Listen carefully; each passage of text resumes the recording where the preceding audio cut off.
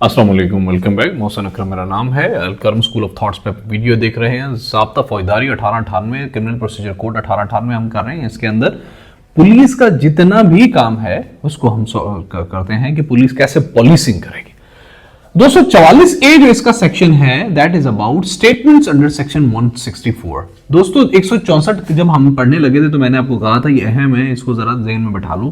अब आप comment box में मुझे बताएंगे कि 164 किस बारे में है। कमेंट बॉक्स में प्लीज मुझे कोई दलेर मां का बच्चा, कोई दोस्त, कोई इस तरह का शोरवीर योद्धा मुझे जरा कमेंट बॉक्स में आप टाइप करेंगे। All the people who are watching this please make sure कि आप कमेंट बॉक्स में 164 जो सेक्शन है जो हमने पढ़ा है उसकी बाबत लिखें कि क्या है 164वां सेक्शन। अब मैं भी तो देखूं, मेरी मेहनत मैं इतनी कर रहा हूं, आप थोड़ी बहुत कर रहे हो कि नहीं कर रहे हो। खैर जी, ये जो 244A सेक्शन आपके सिलेबस का हिस्सा है दैट इज अबाउट बयान ज़ेर दफा 164 के ज़ाब्ता फौजदारी की 164 के तहत अगर कोई बयान रिकॉर्ड किया जाएगा, किसका किया जाएगा ये आप बताएंगे, तो उसकी बाबत उसको ये मौका दिया जाएगा कि अगर वो बहस करना चाहता है तो उसको बहस करने की इजाजत, वो इजाफा करना चाहता है मजिस्ट्रेट के रूबरू, वो उस चीज को अमेंड करना चाहता है तो उसको इस बात की मौका दिया जाएगा, इजाजत दी जाएगी।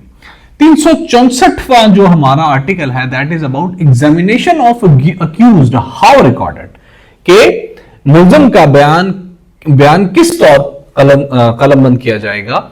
364वां सेक्शन इस बारे में है। मतलब जो भी सवाल जवाब, हर एक सवाल जवाब जो ऑलरेडी लिखा हुआ है तफ्तीश के दौरान पुलिस ऑफिसर ने, वो अदालत में उससे पूछा जाएगा और उसी जुबान में उससे पूछा जाएगा जिस जुबान में उसने बयान दिया हो। और उसकी अगर वो वजाहत करना चाहता है तो उसकी वजाहत करने के वो हक रखता है, और अगर वो इजाफा करना चाहता है तो उसकी भी अदालत उसको इजाजत देगी। मतलब वही बयान जो उसने दिए हुए हैं अदालत में उसको वो पढ़ के सुनाया जाएगा, और अगर वो उसमें कोई अमेंडमेंट करना चाहता है तो उसकी परमिशन है। अगर आपसे पूछा जाए कि जो चैप्टर 41वां है, 41वां चैप्टर किस बारे में है, तो ये है about special rules of evidence, evidence के शहादत के मुताल्लिक खास कवायद के बारे में है। शहादत के मुताल्लिक खास कवायद के बारे में कौन सा चैप्टर है? चैप्टर 41, 41वां चैप्टर शहादत के मुताल्लिक खास कवायद के बारे में, स्पेशल रूल्स ऑफ एविडेंस के बारे में। इसका 41वें चैप्टर का आर्टिकल 509 किस बारे में है? That is about deposition of medical witness. Deposition about medical witness मतलब सिविल सर्जन वगैरह को तलब किया जा सकता है। डिपोजिशन तलब करना होगा ना, यहां पे डिपोर्ट करना, तलब करना, ठीक है। अब ये तलब मेरा हो गया खराब, लेकिन चले। तो डिपोजिशन, ये 509वां सेक्शन है about deposition of medical witness के अगर कोई इस तरह का मेडिकल सर्जन है कि जिसने कोई रिपोर्ट प्रिपेयर की हुई है, अगर जिसने कोई कत्ल किसी बाबत, कोई मेडिकल ऑफिसर है कि जिसने कुछ लिखा हुआ है जो कि अदालत के लिए, केस की प्रोसीडिंग के लिए अहम है, तो अदालत उसको बुला सकती है, तलबी गवाह का बयान उसका रिकॉर्ड कर सकती है। जो 510वां सेक्शन है इसका, वो है is about report of chemical examiner और सीरोलॉजिस्ट एक्सेट्रा। मतलब केमिकल एग्जामिनर्स जो सेरोलॉजिस्ट वगैरह होता है उसकी रिपोर्ट को कंसीडर किया जाएगा। उसकी रिपोर्ट को अगर वो जो अदालत के केस की करंट या रीसेंट प्रोसीडिंग के बारे में कुछ भी मुताबिकत रखती है तो उसकी रिपोर्ट को कंसीडर किया जाएगा, और अगर अदालत जरूरी समझती है तो वो रिपोर्ट तलब करके उस सीरोलॉजिस्ट का, उस मेडिकल एग्जामिनर का, उस केमिकल एग्जामिनर का बयान भी ले सकती है। उसकी रिपोर्ट पे भी इंप्लीमेंट हो सकता है, जो उसके डिपार्टमेंट की दस्तखत शुदा और मोर शुदा रिपोर्ट होगी उस पर भी, और अगर अदालत जरूरी समझेगी तो उसको भी तलब कर सकती है। 511वां जो 41वें चैप्टर का 511वां जो इसका सेक्शन है ज़ाब्ता फौजदारी 1898 का, वो है अबाउट प्रीवियस कन्विक्शन और एक्विटल हाउ प्रूव्ड, कि अगर एक बंदा मुल्जिम है और उसने पहले कोई जुर्म किए हुए हैं, और अगर तो उस पर जुर्म साबित हुआ फिर भी, और अगर वो उससे बरी हुआ फिर भी, ये कैसे सब साबित किया जाएगा? तो उसके 3 तरीके बताएं। पहला तो ये कि किसी ऑफिसर के पास अदालती रिकॉर्ड की तहवील हो और उस अदालती रिकॉर्ड को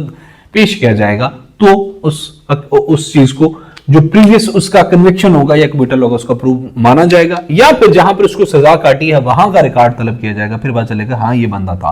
और या फिर कोई सरकारी रिकॉर्ड जो कि जिसको मजिस्ट्रेट, मौके का मजिस्ट्रेट ये समझता हो कि ये मौके का जो जज है वो ये समझता हो कि record is more than enough to prove that this person was previously convicted और एक्विटेड फ्रॉम एनी क्राइम। 512वां जो इसका सेक्शन है that is about record of evidence in absence of accused, record of evidence when finder is unknown. मतलब मुल्जिम की गैर हाजिरी में कलमबंदी शहादत, मतलब अगर तो भाई कोई जुर्म हो गया और मुल्जिम मफरूर है तो अदालत इस बात का इख्तियार रखती है कि उसकी गैर हाजिरी में जो मतलब वो मफरूर है, वो मिल नहीं रहा, फॉर एनी सच लॉजिक जहां पे वो अभी तक पकड़ा नहीं गया, तो अदालत is authorise to record the evidence to have the examination of accused जब वो वहां पे मौके पे नहीं है।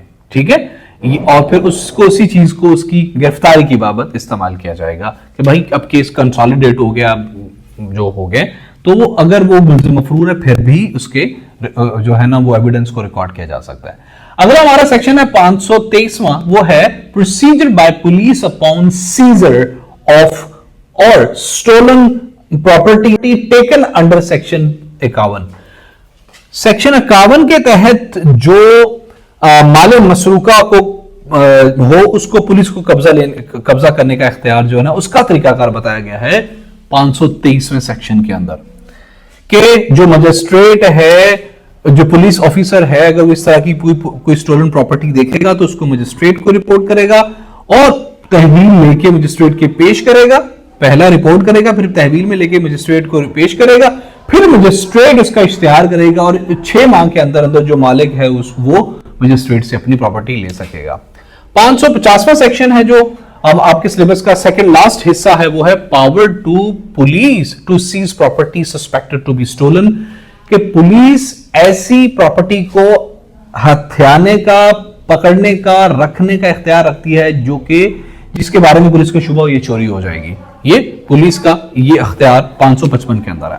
आपके सिलेबस का लास्ट जो दफा है that is about power of superior officers of police, कि पुलिस के अफसराने आला का इख्तियार, जो भी पुलिस अफसर जो मुतलका मोहतम थाना होगा वो इख्तियारात भी पुलिस के अफसराने आला के होंगे। उसके अलावा वो तमाम इख्तियारात पुलिस के अफसराने आला के होंगे जो कि सूबाई गवर्नमेंट उन्हें स्पेसिफाई करेगी या उन्हें अलॉट करेगी।